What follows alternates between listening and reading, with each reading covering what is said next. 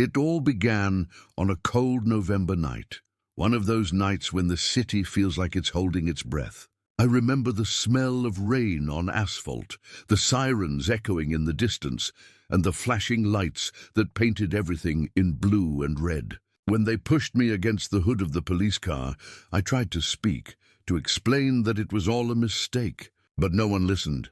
No one, except him. He stood a few feet away, tall, calm, with that quiet authority that made everyone else fade into the background. His name was Officer Cole Bennett, and while the other cops barked orders and called me a suspect, he just looked at me, not with disgust, not with pity, but with something I couldn't quite name, something that made my heart race even in the middle of my fear. "I didn't do this," I said, my voice trembling. "Please, you have to believe me." He didn't answer, just studied me, his jaw tight, his eyes steady. And in that silence, I saw a flicker of something that shouldn't have been there. Empathy, maybe even guilt. When the car door slammed shut and the world outside blurred through the rain-streaked glass, I caught his reflection in the side mirror. He was still watching me, even as the car pulled away, even as I disappeared into the darkness.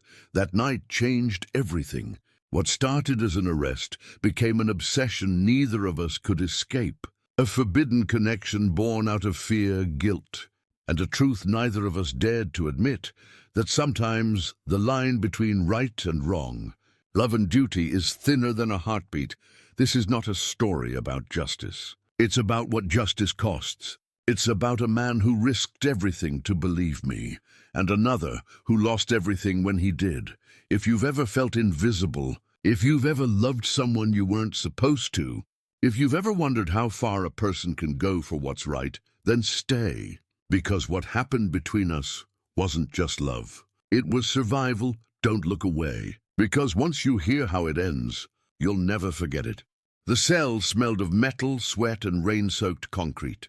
Every sound echoed, the dripping water from a leaking pipe, the distant hum of fluorescent lights, and the heavy boots pacing outside my bars. I sat there, hands trembling, staring at the bruises on my wrists left by the cuffs. My life had flipped in a single night.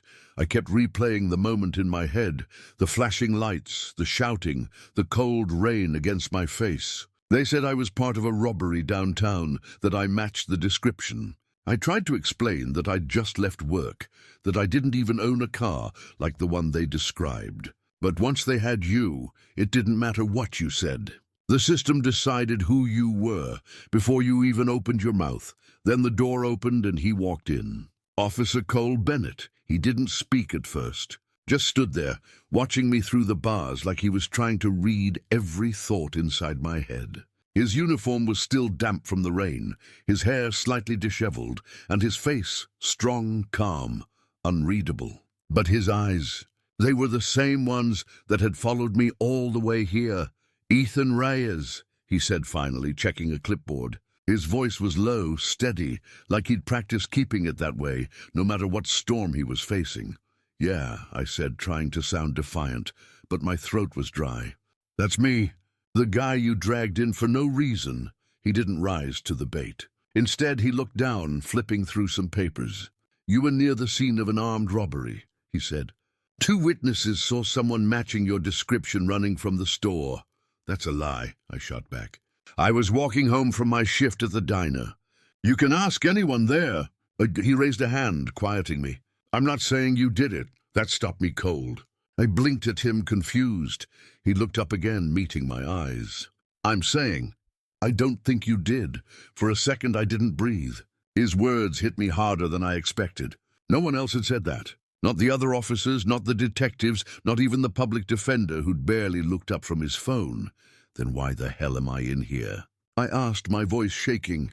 "Because," he said quietly, "the system doesn't care what I think. Not until I have proof." He turned, walking closer to the bars, and for the first time I could see the faint scar across his jaw. A thin white line that looked old, like a memory he didn't talk about.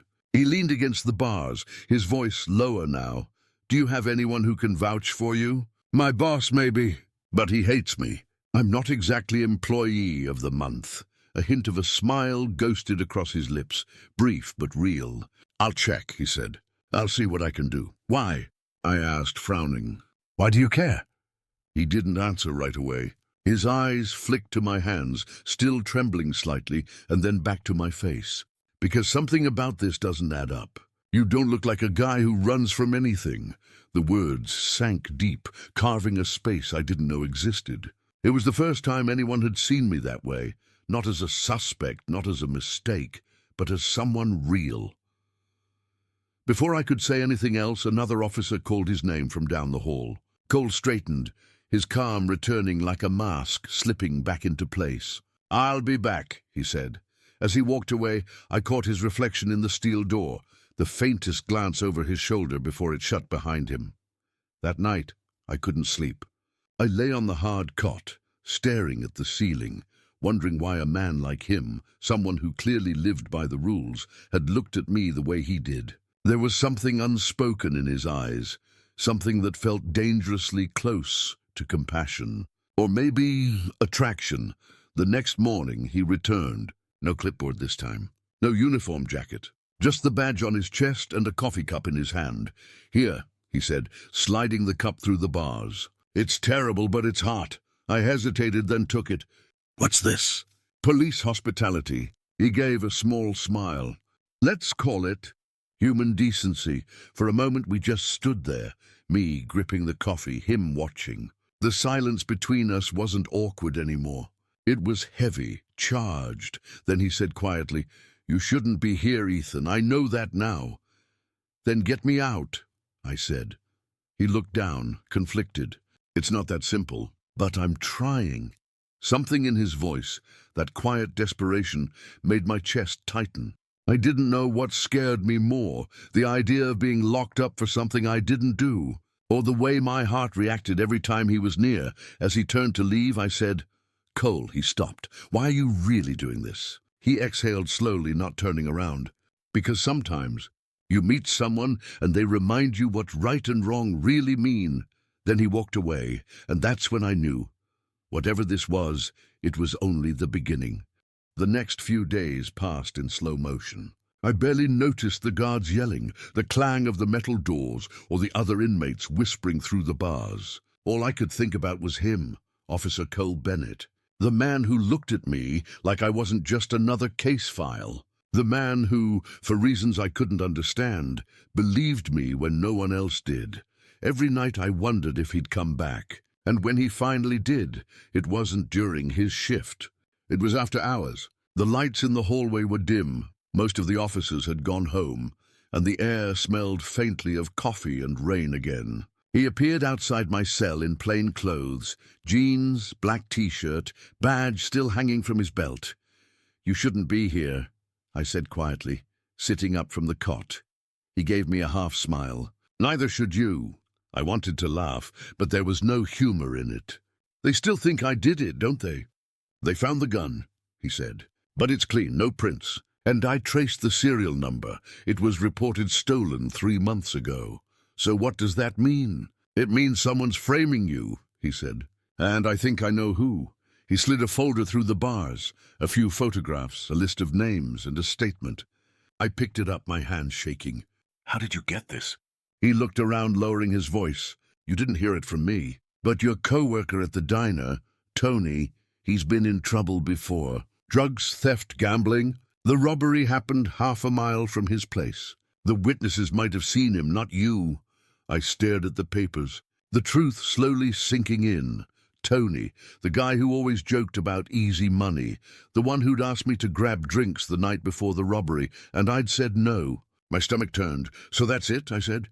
"You clear my name and I get to go home." He hesitated. "It's not that easy. They're still building the case. But I'll testify that your story checks out." I stood up, stepping closer to the bars. "Why are you doing this, Cole?"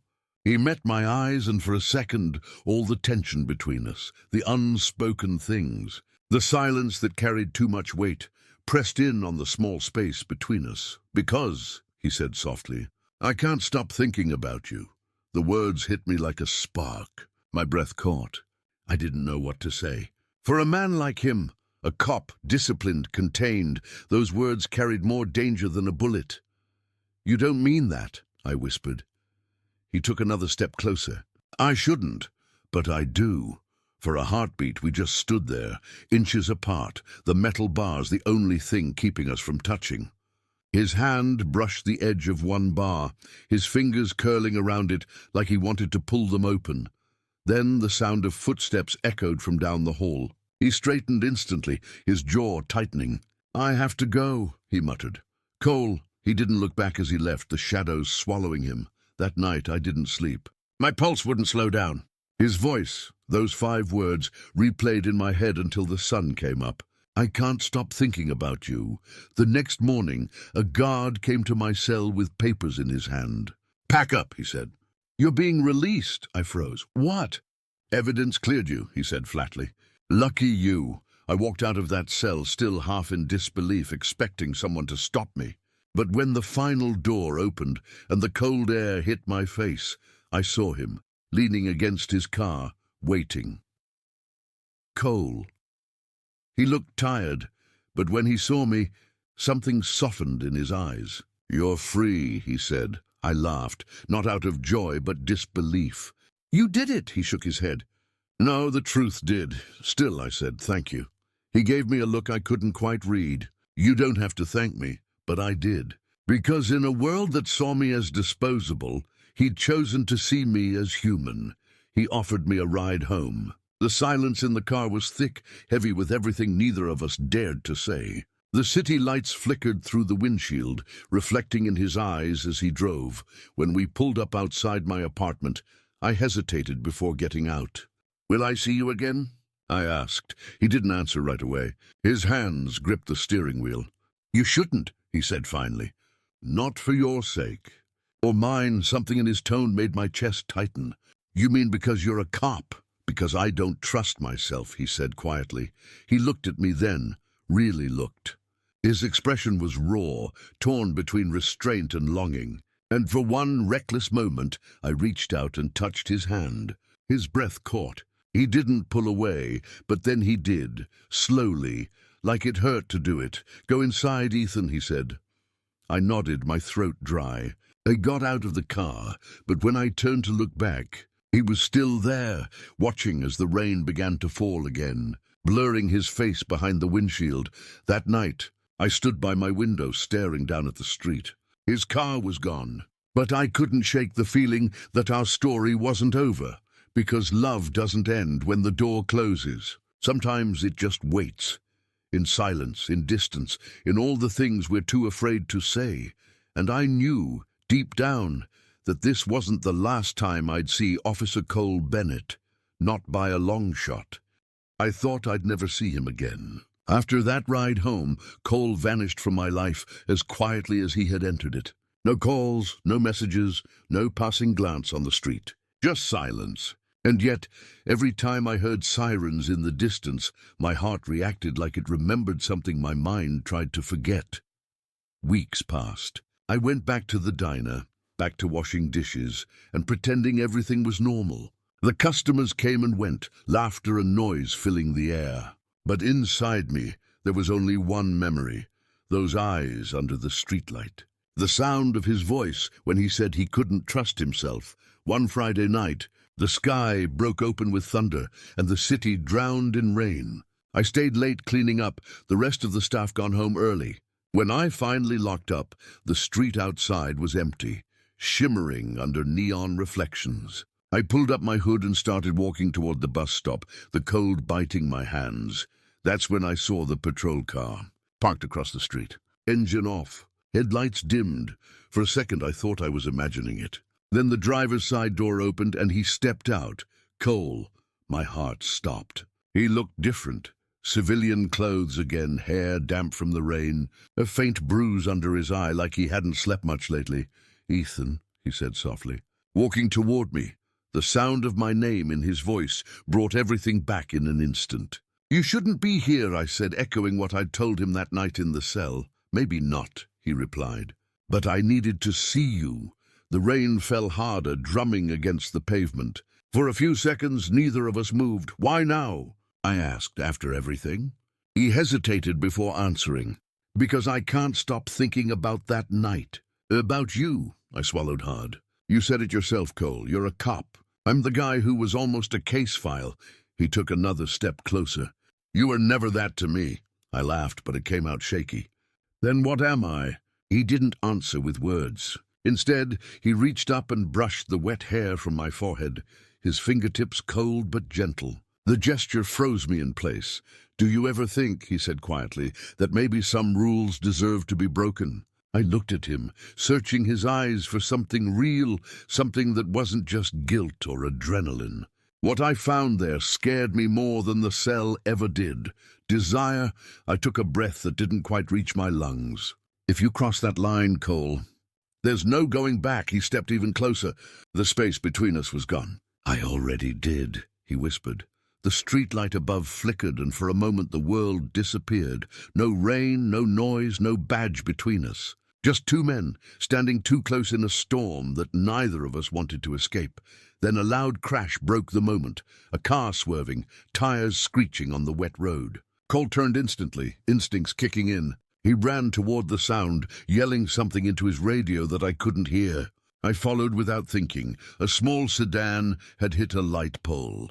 Smoke hissed from under the hood. Cole pulled the door open, helping the driver out. A teenager, bleeding from his forehead but conscious. I stood nearby, heart pounding, watching the man who had just confessed something he wasn't supposed to. Watching him switch from human to hero in an instant. When the ambulance arrived, the paramedics took over. Cole stepped back, soaked, exhausted. I approached him slowly. You saved him, I said. He shook his head. It's what we do. But I saw the tremor in his hands, the crack in his calm. When it was all over, the street went quiet again and the rain turned to drizzle. He looked at me, really looked, and something in his face changed. The tension that had been holding him upright finally gave way. Come with me, he said. I hesitated. Where? Somewhere we can talk. We ended up in a small diner on the edge of town, the kind that never closes. It was nearly empty. Just the hum of the neon sign outside and the faint smell of burnt coffee. We sat in a booth by the window. For a long time, neither of us spoke. Finally, I said, You didn't just come here to talk. He met my gaze. No, I came here because I'm tired of pretending. Pretending what? That I don't feel this. The words hung between us, fragile and dangerous. I stared at him, trying to process it. You don't even know me. I know enough, he said. Enough to know that the day I met you, something in me changed. I've spent my whole life following rules, doing what's right. But when I look at you, I don't know what right even means anymore. I exhaled shakily. You realize what you're saying could ruin you, right? Your badge, your career. He leaned forward, his eyes locked on mine. Maybe some things are worth losing. The words landed deep inside me, like they'd been waiting there all along. I wanted to argue, to tell him this was wrong, that it couldn't work. But when he reached across the table and took my hand, everything I wanted to say disappeared. His touch was hesitant at first, testing the boundary between what he could and couldn't do. But when I didn't pull away, his fingers tightened around mine. The world outside blurred, rain streaking down the window, neon light flickering red and white against his face. I don't know where this goes, he said softly, but I can't walk away from it anymore. And for the first time, I didn't want him to. When we left the diner, the rain had stopped. The air smelled like the beginning of something that shouldn't exist, but did anyway. As we walked to his car, he stopped suddenly and turned to me. Ethan, he said, yeah? If I'm crossing a line, he said, voice low, tell me now. I looked at him, this man who was supposed to represent control, law, order, and saw the truth behind the uniform. He was just as lost as I was. I stepped closer, close enough to see the reflection of the streetlights in his eyes. You already did, I said quietly, and then, for the first time, he didn't hold back. I barely slept that night. Every time I closed my eyes, all I could see was him, Cole, standing in the rain, saying words that should have never left his mouth. Maybe some things are worth losing. Those words burned in me like gasoline on fire. The next morning, reality hit like a punch to the chest. I was halfway through a cup of coffee when a knock came at my apartment door. My stomach flipped. When I opened it, Cole was there. No uniform this time. Just jeans, a grey t-shirt, and that same haunted look in his eyes. "Can I come in?" he asked. I nodded, stepping aside. He walked in slowly, scanning the small apartment like he was memorizing it. His presence filled the space, calm but tense, like a storm waiting to happen. "You shouldn't be here," I said. "I know," he replied. "But I can't stay away anymore." The silence that followed was heavy. He leaned against the wall, hands in his pockets, eyes locked on me. "Internal Affairs came by this morning," he said finally. "They're looking into how your case was handled." My pulse quickened. "Because of you," he nodded. "Someone saw me with you after hours. They think I overstepped." I froze.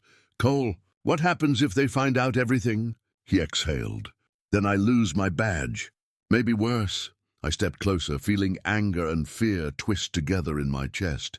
"Then why are you here? Why are you risking everything for me?" He looked at me, really looked, and the calm mask he always wore cracked. "Because I can't pretend anymore. I've spent years hiding behind rules, convincing myself that doing my job meant never feeling anything. But you," his voice faltered, "you remind me what it feels like to be alive."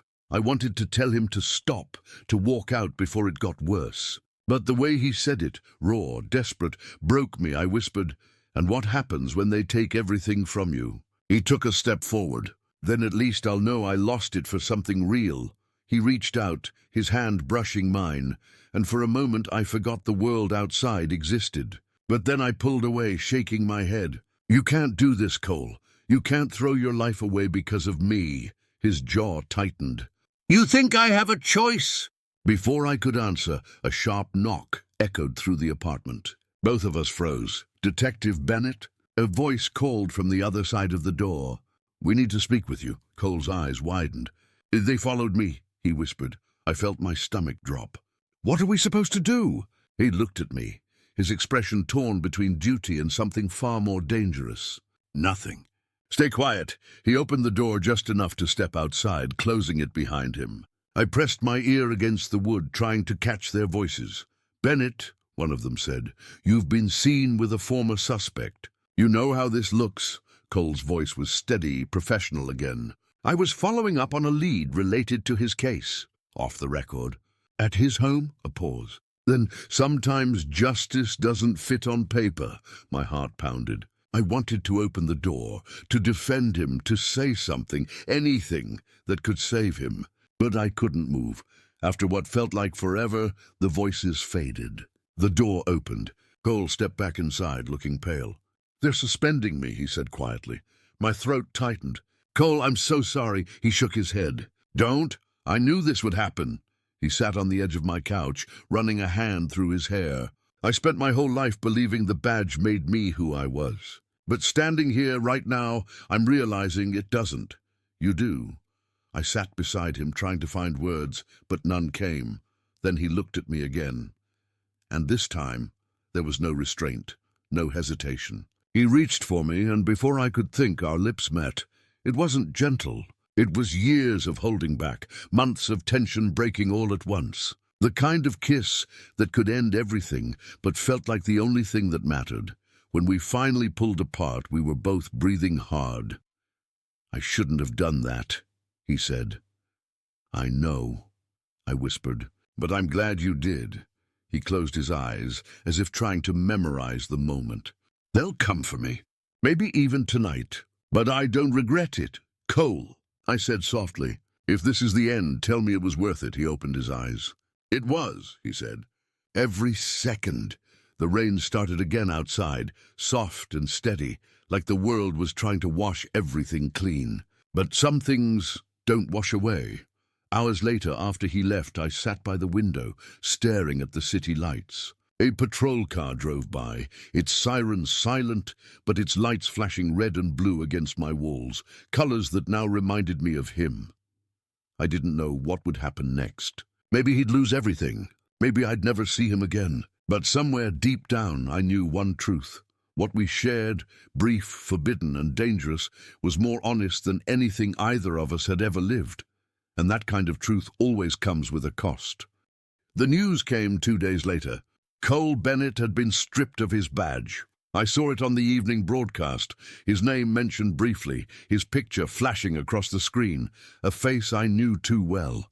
Detective suspended for violating departmental code, the reporter said, like it was nothing more than another story to fill the hour. But for me, it felt like the floor vanished beneath my feet. They called it misconduct. They didn't say my name, but I knew. I was the reason. I didn't sleep that night. Every time I closed my eyes, I saw his face in that last moment. The rain, the promise, the heartbreak. He said he didn't regret it, but how could he not? He'd lost everything. By morning, I couldn't take it anymore. I grabbed my jacket and left my apartment.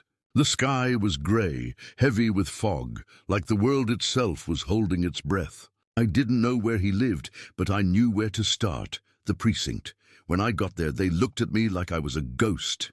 "He's not here," one of the officers said. "Turned in his badge last night. Packed up his locker, left. Do you know where he went?" I asked. The officer shrugged. "Probably somewhere quiet." He looked. "Done." The words hit me like a blade. Done. I walked aimlessly through the city, past places that reminded me of him. The diner where we'd talked until dawn. The street corner where he first said my name, like it meant something. Each step felt heavier than the last. By late afternoon, I found myself outside a small motel near the edge of town. His car was parked out front. I knew it instantly. The dent near the bumper, the faded blue paint.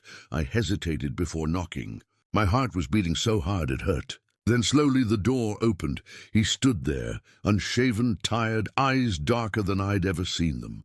For a moment, neither of us spoke. "Ethan," he said finally, his voice rough. "You shouldn't be here." I swallowed hard. "You said that the first time we met?" He almost smiled. Almost. Then he stepped aside and let me in. The room was small, just a bed, a half-empty duffel bag, and silence so thick it was suffocating. "I saw the news," I said quietly. "They fired you." He nodded. "Yeah, they did. Because of me. Because of us," he corrected. "Don't take all the blame." I stared at him, searching his face for something.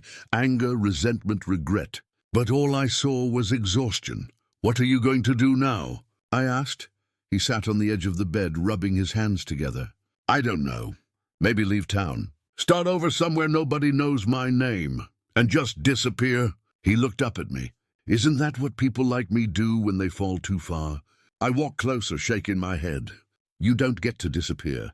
Not after everything." He stood, suddenly inches away from me. "Then what do you want from me, Ethan? What do you think this is? You think we can pretend it's normal? That I can go back to my life, and you can walk into mine like none of this ruined us?" His voice broke at the end. It wasn't anger. It was pain. I felt tears burn my eyes. "No," I said. "I just want you to know that it mattered. That what we had, it meant something to me." He stared at me for a long moment, then whispered, "It meant everything." The air between us shifted, fragile, trembling with everything unspoken. He reached out, brushing his hand against my cheek. "You deserve better than this," he said softly. "I don't want better," I whispered. "I want you." He closed his eyes, as if the words were too heavy to bear. "You don't know what you're saying." "I do," I said.